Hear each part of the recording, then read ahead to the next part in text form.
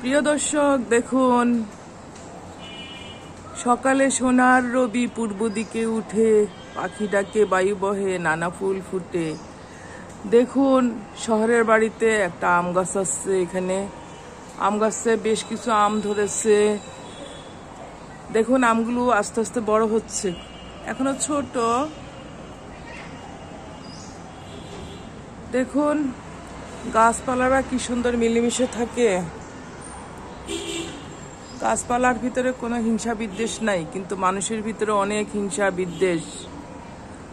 প্রিয় দর্শক, আসুন আমরা গাছপালার মতো ভালো হই, সকলের প্রতি মায়া মমতা রাখি, হিংসা বিদ্বেষ দূর করি।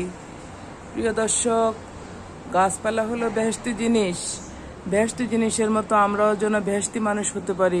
আসুন আমরা সে প্রতিজ্ঞা করি, আল্লাহকে ভালোবাসি, সৎ কাজ করি, সৎ কর্মের মাধ্যমে আমরা পৃথিবীতে বেঁচে থাকি।